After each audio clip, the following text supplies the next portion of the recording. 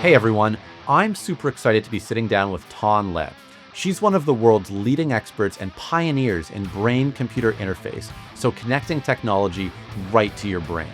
This is one of the craziest frontiers in tech right now, and what's cool about Thanh is she has actually developed the technology to make it happen. What I want to know is, once you cut through the hype, how advanced is this technology really? What can it do for us? And why the hell would I let a company plug a device into my brain? It should be an amazing conversation. Let's find out. Thanh, thanks so much for joining us today. Super excited to have you on the show. I wanted to just start by asking kind of the big question, which is what can you tell us about the state of brain-computer interface, or BCI, in 2025? Where are we right now? So it's a really exciting time to be working on brain-computer interface technologies, both in terms of the implantable space. We're seeing a lot of exciting progress there. And on the non-invasive side, with the introduction of AI and the explosion of what's possible with AI, we're seeing a lot of interesting conversions now in the BCI space in terms of using some of these new frontier models to decode what was really complex sets of electrical signals. And so we're starting to see really interesting evolution, both in the non-invasive as well as the invasive BCI. And so at some point, I think we'll start to see more adoption in this of this technology in the next few years. So tell me a little bit more about that form factor. You talk about non-invasive as well as invasive. How is it changing, and what are some of the innovations that have come to be in the last few years? Sure. So brain-computer interface technology is something that's pretty exciting for a lot of people. It's intrinsically interesting, this idea that you can use your brain to control some sort of digital or physical experience. And so from the invasive side, which is not an area that we work on, we've seen really exciting developments with Synchron, Neuralink, both very, very exciting technologies where you're putting some sort of like a neural lace or just a small implant into the brain that allows the implant to restore function where it's already been lost. And that's pretty amazing technology. I think on the non-invasive side, which is where we're focused on, the form factor is a radical departure from what we've seen in the past. And I think this is where it's truly game-changing, because a lot of the non-invasive technology has been anchored around electroencephalography, which is EEG for short. And this is essentially just changes in voltage fluctuations that you can observe from the surface of the scalp. Now, when you're measuring non-invasively, what you're typically using is an array of sensors placed on the surface of the head, and it can look like a cap. If people have had sleep studies, or if they think about some of the imagery they might have an EEG system, it's like a hair net with an array of sensors, and it tethers the user to some sort of stationary equipment. That was the kind of the standard conventional system. We have, over the last decade or so, seen a whole range of different types of devices that have made it more skeletal. But now we're starting to see devices like these, which is really very small and very much like what you're wearing in your ears now. But this is going to be the new form factor for everyday consumers, right? You're going to be able to wear devices that are really small, true wireless, that are multifunction, that have this sort of utility of being a microphone, a headphone, but also can scan your brain at the same time. And I think the form factor allows us to imagine a world where millions of people will start to adopt and use this technology. And that's why BCI is so exciting to be talking about today. It's so cool. And the form factor to me is so interesting, and I guess in some ways, at least in my mind, is maybe one of the barriers that people have to adoption, or has created some of the backlash around this. And Yeah. I don't know if you've heard this kind of firsthand or secondhand, but certainly when you think about the invasive ones, things like Neuralink, I mean, certainly there's no shortage of amazing things it can do, but there's this kind of almost existential angst that we're going into this, technology dystopia where, we've got these devices in our brain, and, who wants Elon Musk in our brain? Right. right? Do you see this new form factor as replacing invasive, as coexisting, and what's your response to some of the negativity or backlash around this kind of Yeah, technology? so I think that there will be a coexistence of this technology. There's 7 billion people on the planet. Not everyone will subscribe to this notion that I want an implant in my brain, even if it's going to augment my abilities, right? At the moment, it's really about restoring function. And so, depending on the cost, depending on the access, I can't really see a world where it will be universally available.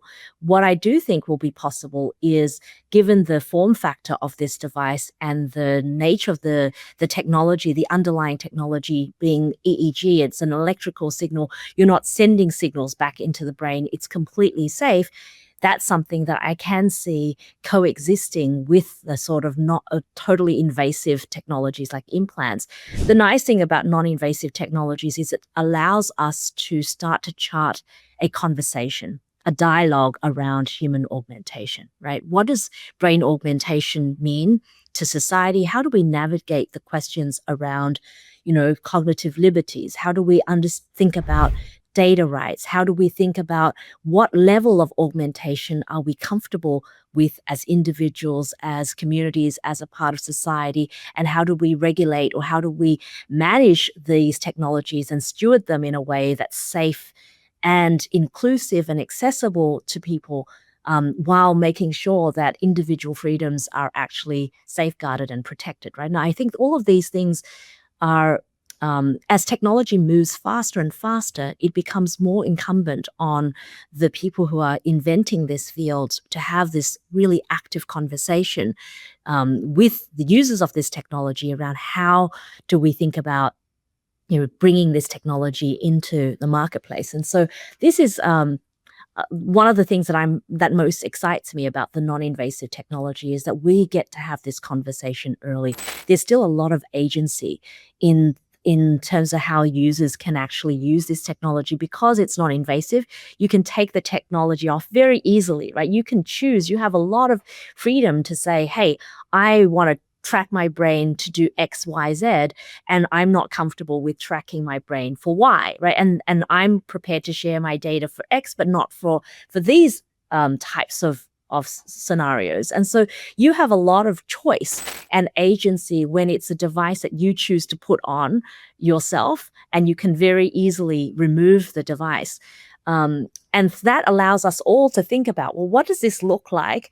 And then as we think about the space around invasive technology, if we were to start to implant more people with devices, what does this mean? But it's really hard to take this massive leap forward and think, wow, I'm going to jump right into this world where we're going to have implants in our brains, and it's going to be managed by a corporation. And we really haven't had the opportunity to really think and grapple with some of these really philosophical concepts around what does it mean to be human, right? And at the same time, we've got all of these advancements in artificial intelligence that's happening right now. And so what I often say is, today, this evolution that we're experiencing is no longer just simply defined by technology. For the last few decades, we have seen technology really drive the revolution that we experience in our daily lives. But the next revolution isn't just simply about technology, it's about intelligence. And so we're moving into this decade, or this whole chapter of human evolution, where our existence is going to be about this sort of co-evolution of digital and biological intelligence. And so we need this ability and this opportunity to think about what this co-evolution looks like, right? So I think it's a really, it gives us an opportunity to think about some very complex questions early. Very, yeah, very big questions too, right? And I was wondering if you could, unpack a little bit more as we talk about intelligence and what that means and this kind of co-development. What does that mean to you, and why should people, why should the average listener, or anyone interested in this, why should they be excited about it and thinking about how it can benefit them in their life? So for the longest time, and I think even today, we believe that the human brain is the most complex system in the known universe that we know of today, right? It's capable of incredible feats. It really is the seed of the self. It defines, our entire sense of being, right? The world that we experience is not an objective one. It's a subjective one that's based on the mental model that our brain creates of the world. And so each of us and our own perception, our own experience is really shaped by this 3-pound organ that sits inside our heads. At the same time, over the last, what's been breathtaking the last 3 years is this massive exploration and development and revolution in artificial intelligence. And this whole space around generative AI has been very, very exciting to see what we can do with large language models and now with multimodal usage of this technology, so that we can start to see how image and videos can be and sound can be generated as well, right? All alongside this domain. So it's a very exciting kind of evolution and revolution in many ways. But the way I think about it is you've got this digital intelligence, this artificial intelligence that we're creating. And at the same time, you've got this natural biological intelligence that has existed and has been part of human evolution for millions of years, right? So when we think about our brain, it's nature's way of evolving. It's our response to genetics, because genetics takes a very long time. And with modernization, the brain is our way of responding to this fast-moving environment. We're going to get to a point now where our modernization, our world is even moving faster than it's ever moved before, right? The last few years, the pace of change feels like it's exponentially moving faster and faster. It's really accelerating. And so this is how the way I think about it is we are getting to a point where we need to see both of these types of intelligence evolving together. And so this notion of some sort of co-pilot, or now, we've kind of leapfrogged to got beyond this notion of cognitive co-pilots, which was kind of what people had used early on when generative AI was introduced. And now we're starting to see this idea of agentic workflows, right? So, the way I think about this notion of cognitive co-pilot is this idea that can we use AI in a way that's more like a humanistic intelligence, right? So that these two systems can actually work together as opposed to being separate entities. So if you think about some of the old original writing by Marvin Minsky, one of the early founders of artificial intelligence, this is the kind of world that he was talking about, this notion of humanistic intelligence where, artificial intelligence and our biological intelligence aren't just separate entities, but they can co-evolve in a way that is quite symbiotic. And so I think this is the world that we're moving towards, where you really have this notion of humanistic intelligence, where, yes, AI is really useful and helpful to augment parts of our work that's very toilsome. And you also have the unique parts that is intrinsically human that we can kind of use in combination of together to create something that's much more than the sum of its parts. So I love that as a principle, and it's really, really exciting to think about, how these two components can start to, work together and make us, better as people, or in some way, enrich our lives. Can you share a little bit, and maybe some of the use cases or some of the scenarios that we're finding are already starting to emerge, where we're able to see people actually adopting this sort of technology, or at least a potential use case in the future for it? Yeah, so there's just so many use cases. So one of the things that started me down this route of working in brain-computer interface technologies was the idea of being able to restore function where it has been lost, right? And so we've worked with people who have limited mobility, who maybe as a result of an injury or an accident, lost their ability to move or drive a car. And we've been able to have really exciting scenarios where, a person was able to, after, over 20 years of not being able to drive due to a carjacking incident in Brazil, being the first person in the world to drive an F1 car around a racetrack using Wow. just our technology, and a car that had been rigged up, right? No steering wheel, no pedals, just his brain and sensors around the car. And that's really quite incredible to see that someone can use a non-invasive device, use the, somewhat, I consider the brain-computer interface detections that we have now still relatively early, rudimentary, starting points, right? Just early proof of concepts of what is possible with BCI, but you're already starting to see some really exciting ways that this technology can be used. And then we've seen in the same sort of environment, the same sort of technology being used by a Twitch streamer to play a very complex video game, an RPG called Elden Ring, and beat the boss character, right? That's really, really hard. And she was able to play through the game, beat the boss, all using a 14-channel non-invasive EEG.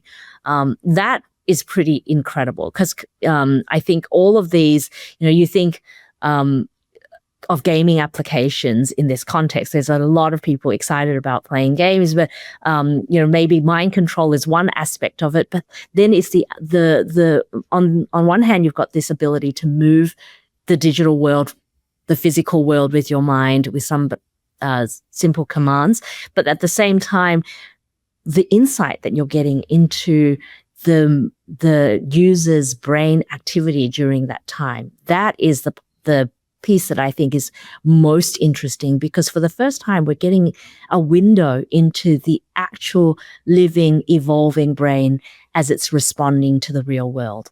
Right? And that is, to me, the biggest game changer, because our brain is designed to evolve over the course of our life. And one of the biggest challenges with this system is that it's constantly changing. Like it's made and it's designed to evolve.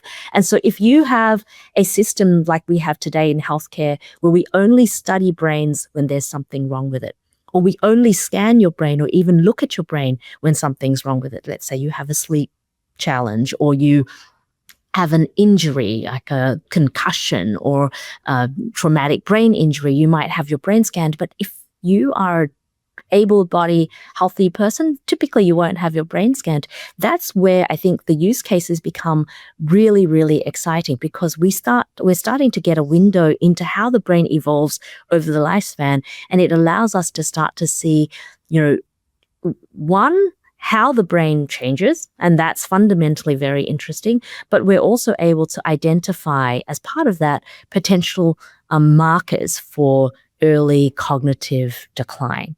And these markers are really interesting because cognitive performance starts to decline very subtly, very silently from our 30s. And so for most of the adult population, this is something that we should all care about. And now we have rings, watches that kind of help us track our cardiovascular health. But the most vital asset that we have, our brain, we haven't had the tools to track. So I think this is something that's really exciting, and it opens up the potential for applications in the workplace. It has applications in industrial settings for safety. It has applications in learning and educational sectors. So there's a lot of potential in and use cases that it opens up downstream because of, as you said, Jeff, at the very beginning, the form factor, right? The form factor itself has been a massive limitation. I've been working this space for over 10 years, and I have 14-channel EEGs, 5-channel EEGs sitting in my office, but how often would I wear it?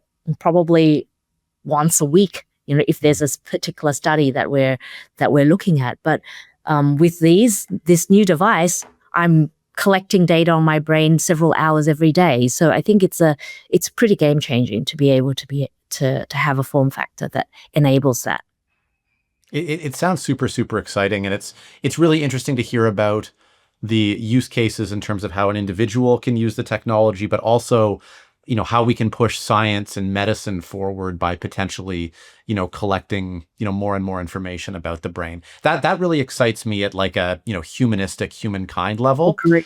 At the Yes. same time, I can sense maybe there's a bit of tension for people who say, okay, I'm really excited about, the doors we unlock in research and medicine. But at the Yes. same time, I'm not comfortable with the idea that you're studying my brain and you're Hmm. sending data away about my brain, right? Like if I'm someone who's like Hmm. in cognitive decline in my 40s, in my 50s, maybe I'm still in the workforce. I don't want that revealed, right? Maybe that Right. threatens my livelihood. How do you Yes. how do you see those kind of coexisting, and how do you marry that in a way? Your data has to belong to you, right? You have to Mm, have agency over your data. Our job is to provide insights to you so that you can better look after your brain. You can protect your brain. You can keep its resilience. Our job is not to share it with your, employer or mm, your friends even, right? That's if you want to share it, it's incumbent on you to decide who and how you want to share it. It's not up to us to share it. Our job is to help you understand your brain and how it's changing and then what activities you're participating in, how that's actually shaping your brain over the lifespan so that you can make better, more informed choices to look after your brain. Because that's the ultimate goal for us is to make sure that, we can solve the challenge that exists today at a macro level that 1 in 3 people will experience some sort of neurological impairment in their lifetime. That's a really scary number. So in my family of 3, so my husband, myself, my little girl, it's really terrifying to know that 1 out of the 3 of us will be impacted by some sort of neurological impairment in our lifetime, right? That's a really sobering number when it comes down to that little tiny little family unit, and that's the number of people that this affects, and so we've got to have better ways of looking after our brain. We need to have better tools. The technology is there now for us to do that. It's really about making sure that um, the players in this space act in a responsible manner so that trust and confidence is built up in the community. I think that's very, very important because at the end of the day, you're absolutely right, Jeff. You don't want this data shared for the wrong reasons, right? You don't want somebody who you have no intention of sharing that data with to know some very intimate details about your cognitive state, right? I certainly don't want, um, you know, even if I'm just navigating the internet, for yeah. someone to know, that kind of piqued my interest. I really don't want them to know that level of intimate detail. It's fine for me to know and for me to have Mhm. insight into myself. Um, that's actually quite helpful for me to know, what's emotionally charged, what things, right, really captivate my mind share, right? Which parts of the information that I'm reading gets caught my emotional um, interest, and then it's going to be kind of locked into my memory faster, and that's kind of be able to be recalled more effectively for me. That's interesting for me to know, especially when I'm trying to learn a language, or let's say I'm doing Duolingo and I'm not really focused. It's great if I can go back to those sessions and it just knows, right? So I can see these tools being really helpful for me, but not Mhm. not to be used against me. And so that's the key, right? So if I want to share that information with my mom or my sister or my husband, sure, fine. But I've got to have that choice. And I think that's the key is for um, all of us who are working in this space, that's what we're trying to design for, is this notion that, the data belongs to the user. Our job is to make sure that we can provide the best service that we can, given the information that we're getting back from the user, but they need to be able to make the decision as to how they want to share that data. And we're very careful about how it's shared as well, because we don't want, let's say, for example, you say, hey, I want to share my specific data so that I can play this game or I can take this meditation activity. Well, we only want to share that portion of data when you're doing the meditation activity or when you're playing that game. and only the data sets that's necessary for that interaction, and not everything else, right? Because you don't want to inadvertently share all of the other things that you might not necessarily want to share. So you've got to kind of design in privacy by design as a part of the way you're thinking about these systems.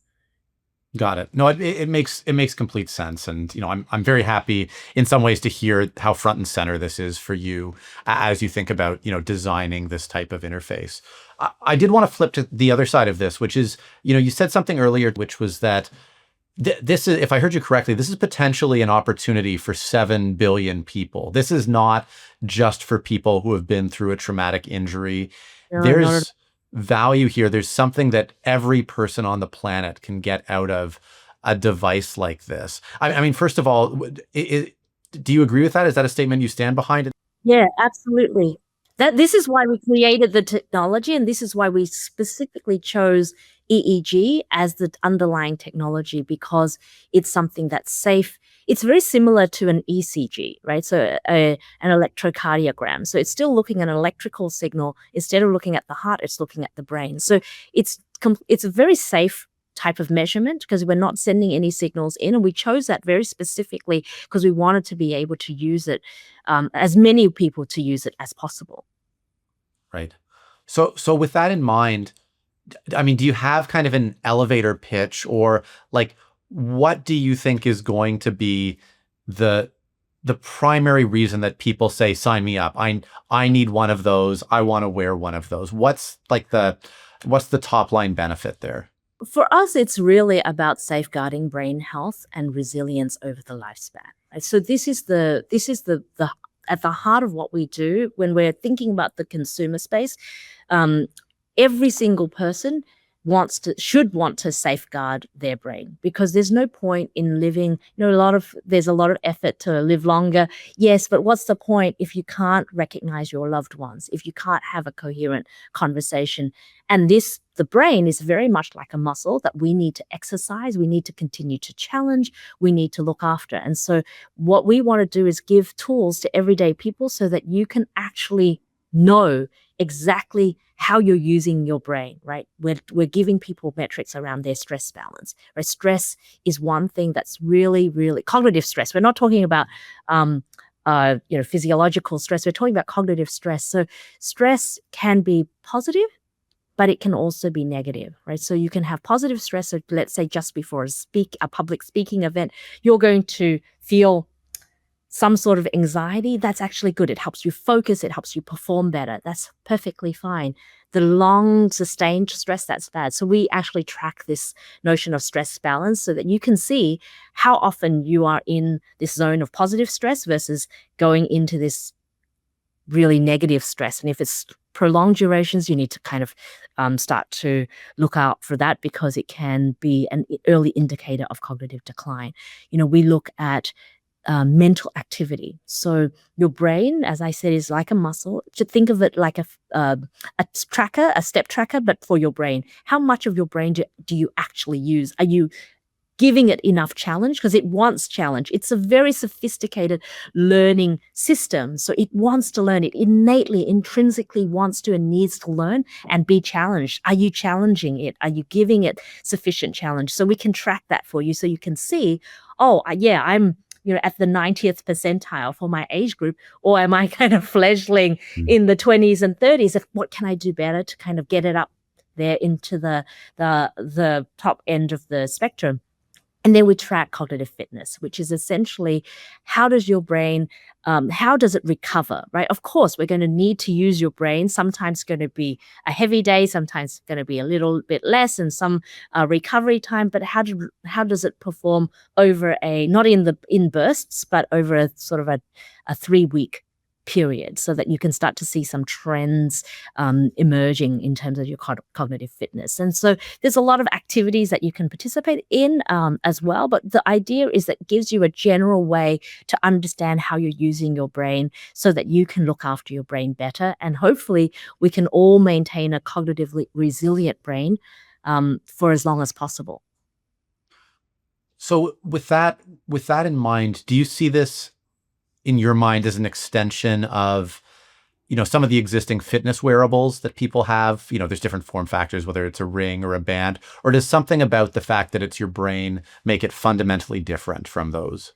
So you can think about it like a wearable tracker. The only thing is, no wearable tracker actually is able to give you insight into your brain.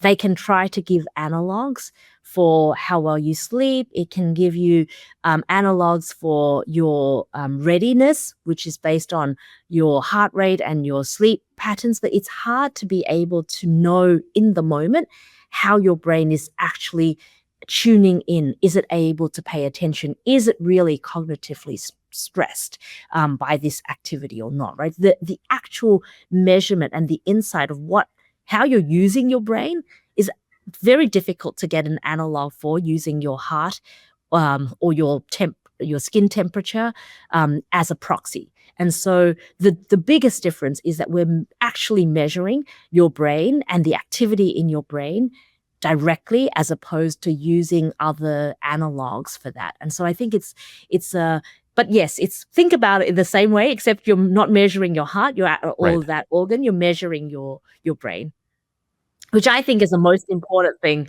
that we need to track. And it's a missing piece, right? It's a missing part of the puzzle in terms of our overall well-being.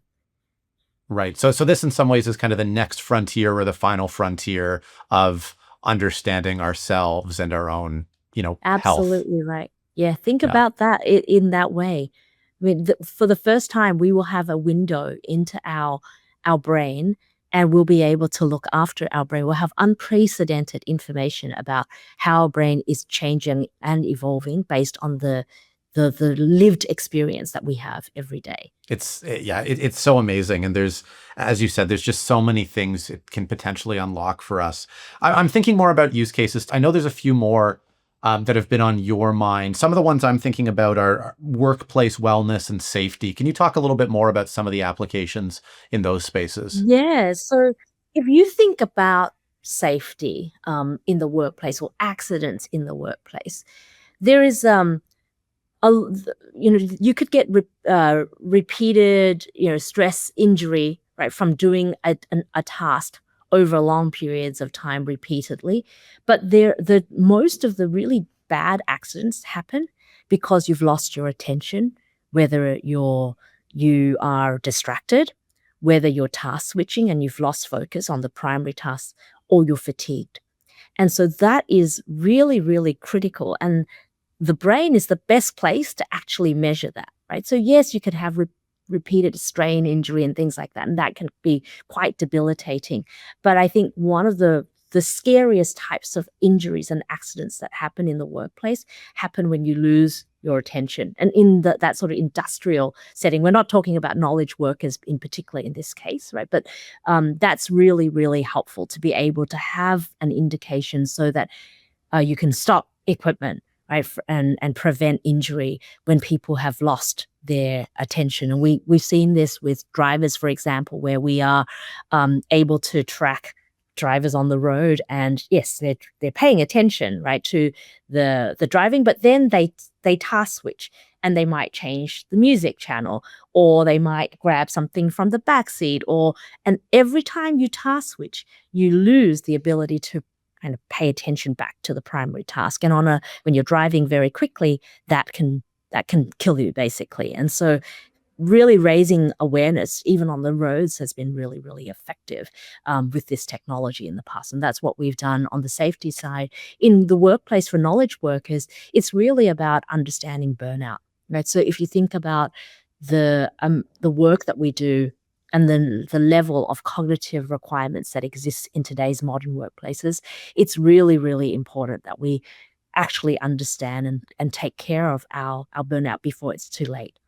It's unlike the scales where you can hop on and you can say, oh, wow, maybe I shouldn't have that cake, or maybe I won't have a glass of wine because I'm 1 or 2 pounds over what I want to be, right? You can modulate very easily if you just, you don't fit into your jeans or something like that. But with your brain, it's really, really difficult. We start to kind of get used to a certain type of work and just the relentless nature of what we're doing, and we try to push ourselves that much harder. And it's only when we take 10 days off. And in the US, what's really amazing for me in North America in particular, because I'm from Australia, we actually have longer breaks. And what was really surprising to me when I moved to the US is how uncommon it is for people to take long breaks. But when you take a long break, that's when you finally realize after, say, 5 or 6 days of doing absolutely nothing, that you realize how highly strung you Hmm. were, because you realize, wow, it took me that much time to notice Right. how hard I have been running, right? Mentally. And so it's quite difficult for us to notice these metrics. And so one of the nice things about having this is I can actually see it. I can see it in my statistics, which weeks are really grueling for me and the types of tasks. And I can really start to modulate when I take a break, even if I'm doing a Pomodoro, right? Just being cognizant of, okay, I'm going to do 52 minutes of really intense focus work, and then I'm going to give myself, my brain, a break, go for a walk around the block, right? Go up and down the stairs, do something that just gives my brain that mental break, and I come back more refreshed. That's so much more helpful than just trying to work through. And we've worked with organizations like Dell to actually study the potential of using breaks to prevent burnout. And what we found was something quite intuitive, right? If you keep working, there will be a point where you will experience cognitive fatigue. And if you keep trying to work through it, your cognitive performance will actually decline, whether you try to keep working or not. If you take a break and you come back, you'll actually come back slightly lower than where you picked off, but you actually will do better than if you had kept working. But if you actually take breaks that is kind of powered by AI, where we actually Mhm. understand and we are tuned into what kind of breaks best suit you, and you take the breaks when we recommend them to you based on when your brain needs it, you actually come back better than you were before you stopped, right? And so you're actually gaining a lot of productive time, not by working more, but actually by taking the necessary breaks, right? 5 to 15 minute breaks throughout the day can do miracles for your productivity. But we kind of need the tools, because you don't want to just take random breaks all over the day. Yeah. You actually want to take really thoughtful breaks that help you perform at your best. And what I found that's most amazing for me is just the time blocking, right? It's the ability to kind of block out time for deep work, because we need that. Otherwise, it's just so frenetic. You're kind of task switching all day long, and and doing a whole bunch of different things and responding to emails and doing that sort of thing. But I kind of like to do that um, in a chunk, and then have really good focus time for deep work. And that's really, really important. I find that's when I can be most productive. So it's nice to be able to kind of see that and find the optimal time during the day to be able to do that for myself. I love that, and it's so important and so overlooked. I was talking to someone, I think it was Daniel Pink or something, who was talking about this mindset shift that a break is not an interruption to your productivity. It's actually a component of your productivity, right? That Yeah, it yeah. makes you more productive. And so it's Yeah. so fascinating that's actually being supported Is by, it the is data and research absolutely now. right, because, so by taking those 5 to 15 minute breaks, you're actually gaining 3 hours of productive time out of a Wow. 40-hour work week, right? So Wow. it's not by working more, and he's right that it is a component, and it's not actually taking time away from work. It's actually a Mhm. necessary part. We're not a machine.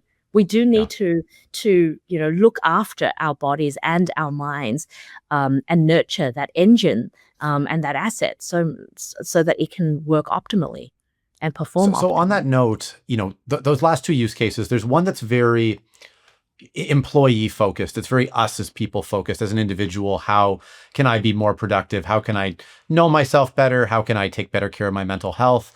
The Yes, safety one, I guess it's us focused, but a little bit of it is almost employer focused. How can we run a safer organization? yes.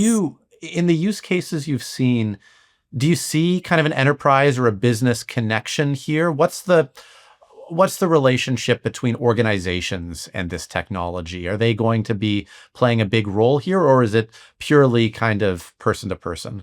Oh, absolutely. There is a lot of enterprise use cases. So from the workplace well-being standpoint, absolutely, right? A lot of organizations want to better understand how their employees how to create even better workplaces that support different types of work. So we've done collaborations with JLL, for example, to really understand how do you actually design workplaces that kind of honor individuals that spend time in those environments, right? Can we create environments that are really far more collaborative, that kind of take down the stress in high intensity or high pressure conversations? Can you create environments that really support teamwork and collaboration? Can you create environments that really support deep work for when people come in, but they do need that time to just cocoon themselves to do that deep work? And so being able to understand and design for that and recognize the brain signatures that are associated with those states really helps organizations design for the individuals that use that space, right? So we've done a lot of work from that standpoint. We've also done work with enterprise, which is a completely different area outside of the workplace wellness area, but more around product intelligence. So think about the insights that you can get, right? Every single organization exists to create some sort of, to provide some sort of product, whether it's a digital product, a physical product, or a service to an end customer. It's still some sort of product that you're trying to provide for a user. And it's quite difficult to know what users feel about your product. A lot of the conventional methods we use around surveys, questionnaires, focus groups kind of fall short of really understanding the true experience that the customer has about a product. And so we're able to help organizations get true insight through brain activity and brain measurement, right? How someone is actually experiencing a product. You know the friction points that exist, right? When does the frustration kick in? At what moment? When are they most excited? And can you sustain that? If you're creating a movie or a show or a TV show, how do you actually create that journey through that narrative in a way that really appeals to the audience segments? And it's quite interesting. I remember sitting in one of the studies where we had brain scanners on, and we also had a focus group session afterwards, and it was interesting how much more nuance we could get from the brain information, because we knew exactly which character, which individual, how individuals responded to when the character was murdered versus what they were saying in the focus group session, which kind of gravitated to one central theme, but kind of missed a lot of nuance that was revealed in the actual data. So I think there's a lot that enterprises can also glean from using this technology in a completely different way, more around product intelligence as opposed to for workplace wellness. It's super, super cool. And as someone who has a background in product and in marketing, my gears are turning because I'm thinking about like, oh yeah, like I would want to know that about my customers or my, potential customers. I still find myself coming back to this central tension of Yes. people wanting these tools for themselves, but worried about, organizations being invited into their brain. My thought, Tan, as you were talking about some of these stories, is I have to imagine the day is coming soon, or it's already here, where an organization is going to say, if you want to be employed with us or you want to be employed in this role, it is required that you have a brain-computer interface, that you have a device that you wear for this.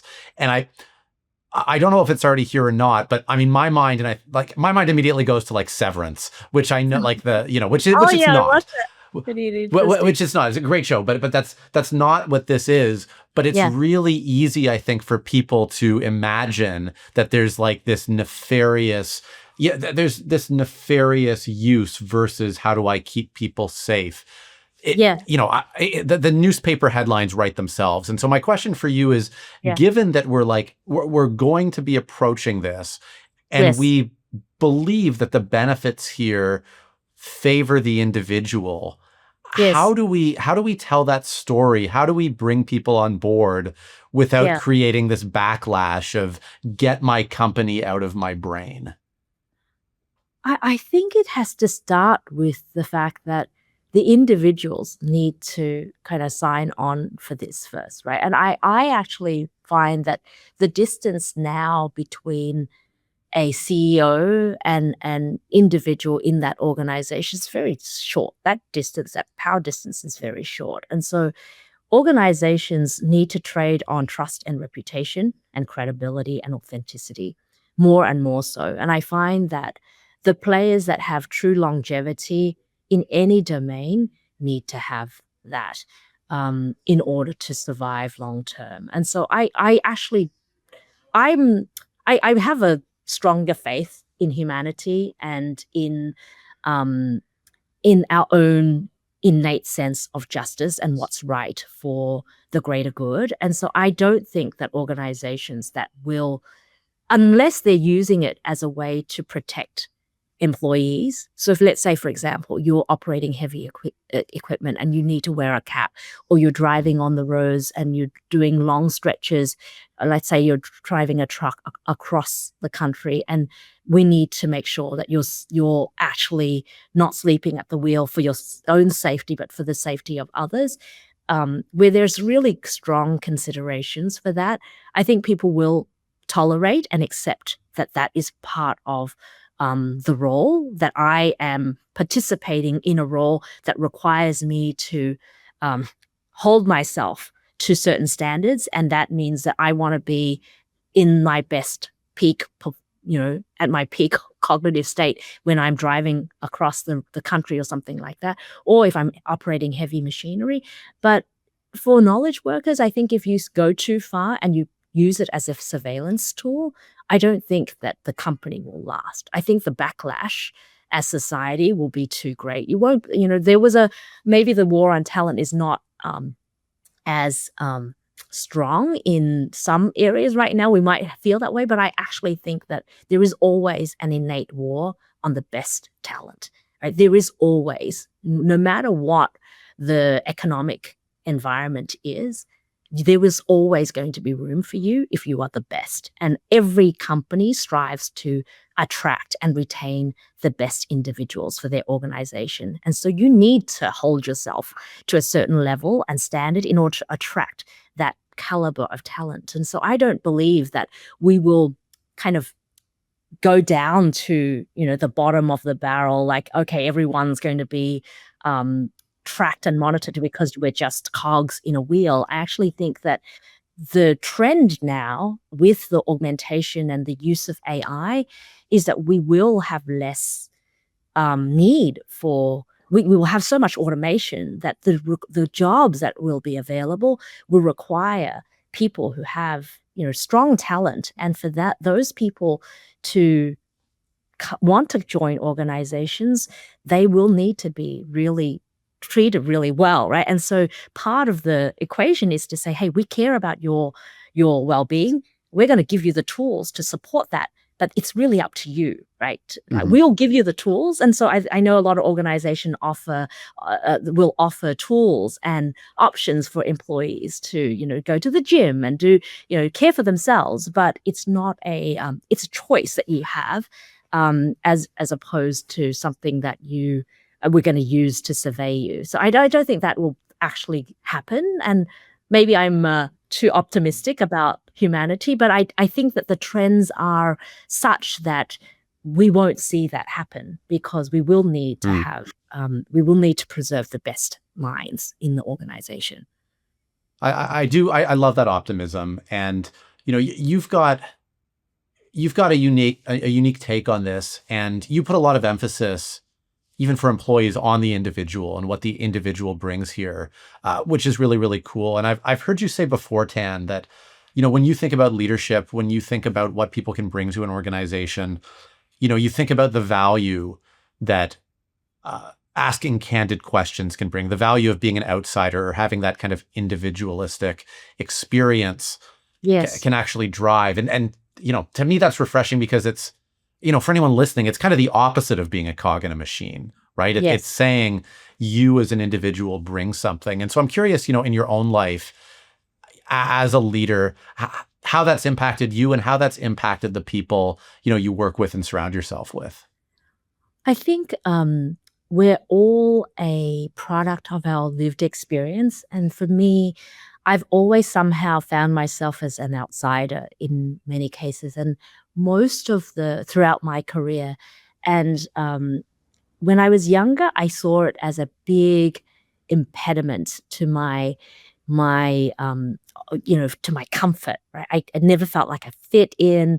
I always felt like I was an underdog. But I think as I spent more and more time kind of fitting into my own shoes and getting more comfortable in my own skin, I realized that I needed to embrace this much more, because the diversity of perspectives, the difference in ideas that come from not being the expert in the room, the incumbent, allows you to really, really see things differently, to challenge the status quo. And I often think, when I think about my little girl, I want her to think that she can create the world that she wants, right? Rather than to accept it for what it is. And so that mindset that you can make things better, or you can do things on your own terms, is really, really great. And so for us, as an organization, we like a combination of institutional knowledge, 'cause that's really important, right? The people that have been here for a while allows that continuity of thought, of vision, of purpose. But we do want to sprinkle that with fresh perspectives, because that outside in view is so valuable. The first 6 months, when someone has just joined the organization, they have so many questions out of true, genuine curiosity. And that's what I love the most, the genuine curiosity that a newcomer has, right? Why do we do it like that? And it's such a great question, because why do we do it like that? Maybe we've done it like that because someone, 5 years ago thought that was a good idea then, or they just took a shortcut. And that, just asking the question from, not from a place of,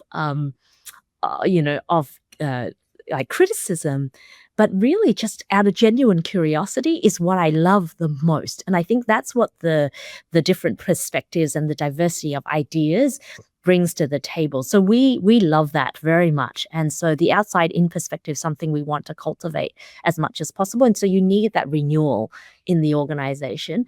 I find it quite challenging when there's too much new and not enough so you need to find that balance, right? I do love the institutional knowledge base as well, because it provides that foundation, that understanding, and that continuity. But you do need to sprinkle it with some fresh ideas. We seek it out as much as possible.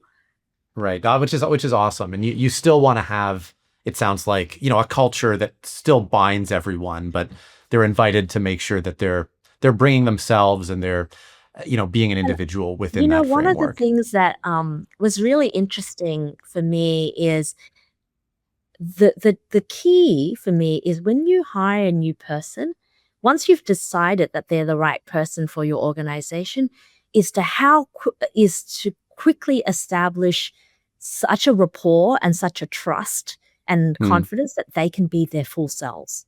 That's the most important thing that you can do for someone that joins your organization, is empower them to be themselves and to speak their mind, right? And to show up fully as themselves. Because, when someone's new, they will want to please the people that they're around, right? They want to fit in. That's a very natural human instinct, is to want to kind of fit in and be a part of the crew. But what's really key, at least for me, is to somehow surround that person with enough trust and mhm. support that they feel that they can just be themselves. And that's, I think, the hardest thing that a leader needs to kind of inspire and deliver in order to bring out the best performers in that team. And so if you can do that and you can have individuals that can be their full selves as quickly as possible, then you've won, right? When you haven't been able to do that, that's when you lose, and you lose on that individual's ability to fully contribute to the organization. And so I think that's really important. One of my girlfriends ran a company that she called that's called Sora, which is sea turtles. And I think about that all the time. I love the analog. And if you think about the treacherous path of sea turtles as they go into the sea, right? They live such long lives. If you think about a life of a turtle, it is so rich and long. But that trip to the ocean is treacherous, right? And so you think about every new person as like a little sea turtle, right? They're your sea turtle. You have to nurture them so that they can get into the ocean, so that they can prosper and they can contribute. They can have longevity in the organization. But that path is really hard. So how do you make that onboarding journey as successful as possible? It's, you've got to invest some time in that. So I think that's really important. So, they're all our little sea turtles when they first join. Wow. No, I've never thought about that. That's really cool. That's like, I'm still just kind of processing and digesting that.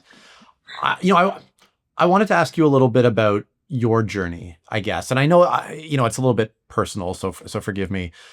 For you, as you told your story a little bit and you talked about being an outsider, you're an Australian Vietnamese woman working in California in high tech. And to hear you describe it, it sounds like somewhere in your journey, all of those things became a superpower for you versus, being any sort of, drag or any sort of handicap. So I wanted to ask you, when and how did that come about?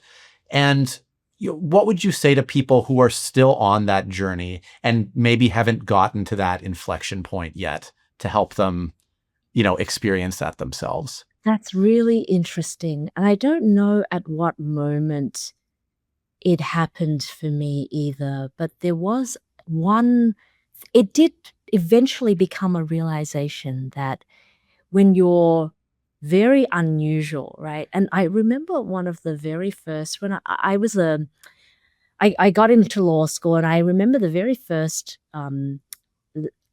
lecture that we heard from when we were the incoming students. It was around the fact that there are way too many kids wanting to do law, and way too many. You think you're because you need high marks to get into law, and yes, so you think you're great, but in fact, there's way too many of you, and the profession has no space for lawyers. And then he said something that was really profound. There's always room at the top. And that really stuck with me. And I think that if you really, really hone your craft and you work really, really hard, it doesn't matter what area it is, you just have to be the best. And if you're the best at what you do, it doesn't matter what it is. It could be any field, but you will be able to, there is always room for you if you are the best. And I think that's the only thing that matters, is that if you can find that sweet spot for you where you can show up and be your absolute best and people recognize that you are the best at that thing, then that's your sweet spot. And once you found that sweet spot, there is always a place for you, right? You can be, whatever it is, it doesn't matter. But you'll have a seat at the table. And that's the goal. The goal is to somehow get there. And then once you are, and then if you happen to be very different at that point with, like an Asian woman with from another place, you just have an unfair advantage because you're different at that point. So I think once you have had that opportunity, you have a distinct advantage at that point because you're so unusual. And so I think that's a different, you've kind of fork into a different place. But I think the first goal is just to be the best. Yeah. At what you do. Oh, that's awesome. Yeah. That's really, really interesting. I really like that. So as you look out about your path forward, your journey, where it takes you from here as you keep trying to be the best, What's most exciting to you in terms of your own personal journey as well as with this technology, and where you and where the technology go next?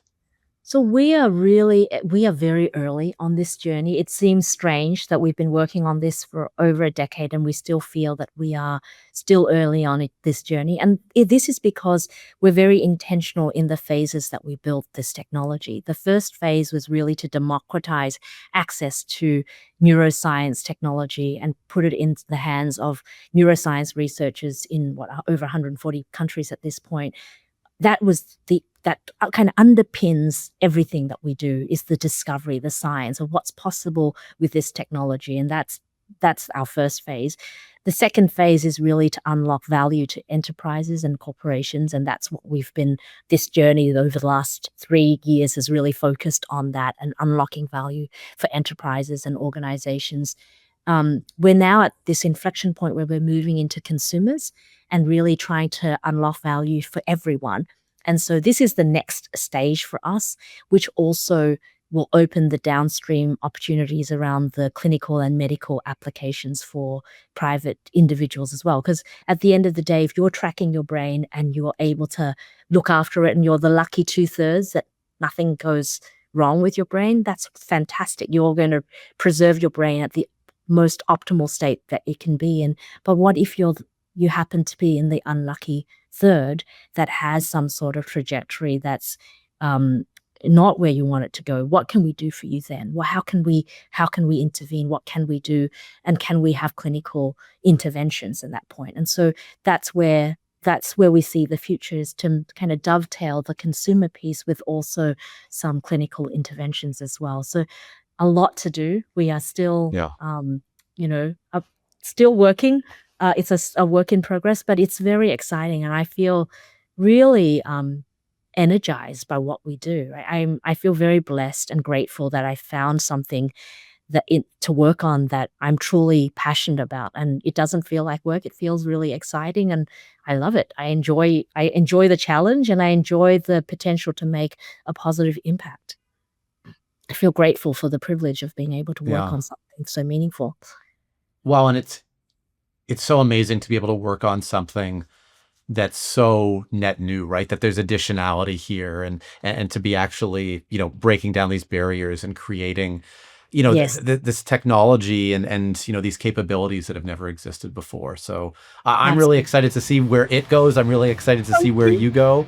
And I just wanted to say, a big thank you for sharing, your thoughts and your insights with us on the show today.